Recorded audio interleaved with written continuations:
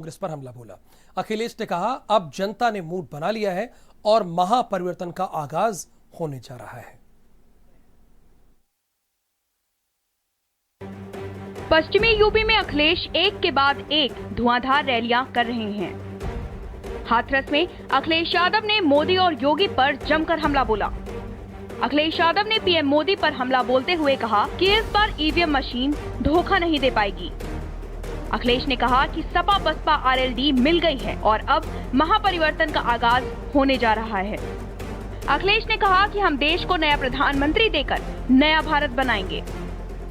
अखिलेश ने कहा कि बीजेपी ने जो 2014 में वादे किए थे उनका कहीं पर भी जिक्र नहीं हो रहा है। इतनी हिंदी तो सामान्य लोग जानते हैं, शाह और शाह में फर्क क्या है।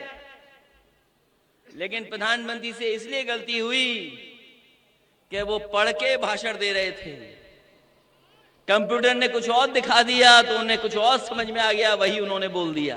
इस बार जनता तैयार है मशीन की इतनी बटन दबाने के लिए कि इस बार मशीन भी धोखा नहीं दे पाएगी। इतना वोट इंतजाम कर दिया हम लोगों ने।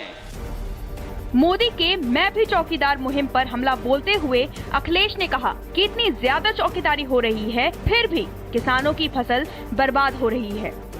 किसानों को अपने खेत जानवरों से बचाने के लिए चौकीदारी करनी पड़ रही है। किसानों की फसल बर्बाद हो रही है लेकिन उस पर कोई बात नहीं हो रही है।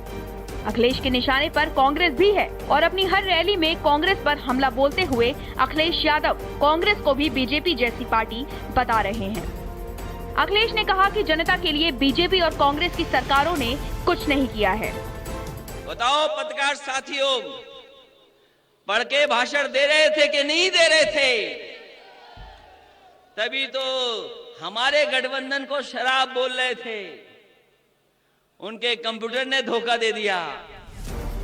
अखिलेश अपनी हर रैली में काफी आक्रामक नजर आ रहे हैं और बीजेपी के साथ साथ कांग्रेस भी उनके निशाने पर है। कांग्रेस की तुलना बीजेपी से करके अखिलेश अपने कार्यकर्ताओं को ये संदेश देने की कोशिश कर रहे हैं कि उन्हें अपना वोट बांटना नहीं है और महागठबंधन के प्रत्याशियों को ही वोट देकर जिताना है। हाथरस से शम्मी गौतम, भारत समाचार।